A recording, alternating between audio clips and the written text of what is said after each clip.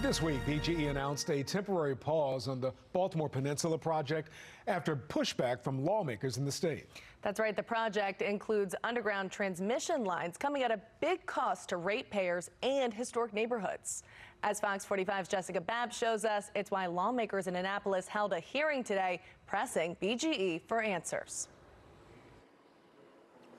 Senate President Bill Ferguson called the oversight hearing, looking into whether more guardrails need to be put in place to protect ratepayers. With BGE's Baltimore Peninsula Project in the spotlight, with officials putting it on a temporary pause, lawmakers in Annapolis held an oversight hearing Friday, trying to get to the bottom of cost and transparency concerns. It enhances the reliability for 45,000 existing customers throughout South Baltimore, including residents, small businesses, multiple state and federal agencies, healthcare facilities, critical infrastructure, and more. BGE argues the project, which includes replacing an aging substation and constructing an underground transmission line, is necessary to support development that's been completed and planned. The project does more than accommodate load growth. It addresses reliability and environmental risks from critical transmission and distribution infrastructure that dates back to the 1950s. If development at Baltimore Peninsula were to stop tomorrow, we would still run into this capacity constraint. But Senate President Bill Ferguson says a supplemental approval process allows utilities like BGE to bypass the state and go through a federal approval process for underground lines. How do we ensure that we are getting the best possible deal for ratepayers? When there is an outside federal approval, these projects are not competitively bid.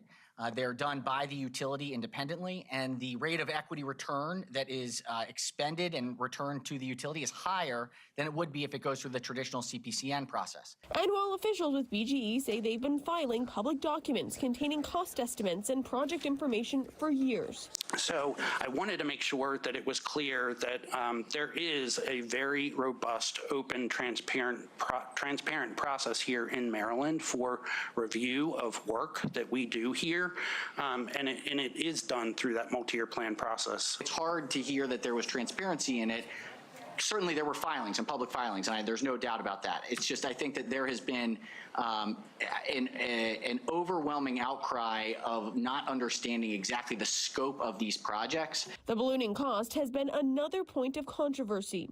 As the costs have escalated and the project has been pushed out, are there additional costs being borne by ratepayers? The $400 million that I think has been, talked about as the potential, expected cost for Port Covington, that is not being paid for by customers right now. We haven't spent those dollars. Well, BGE argues the cost has been going up because of things like engineering and design changes, site selection, labor and material costs, and even federal tariffs.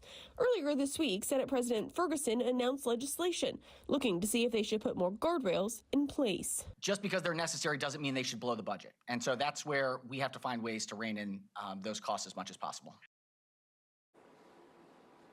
Now, that legislation that I mentioned would include all transmission lines and requiring them, even those underground transmission lines, to go through the state regulatory process that is currently in place. Now, as for the Baltimore Peninsula, as of tonight, it is not clear what the future of that project will be. Live in Annapolis, Jessica Babb, Fox 45 News. I'm Kai Jackson. Thank you for watching. Here's another video to watch. Also, please take a moment to subscribe to our channel.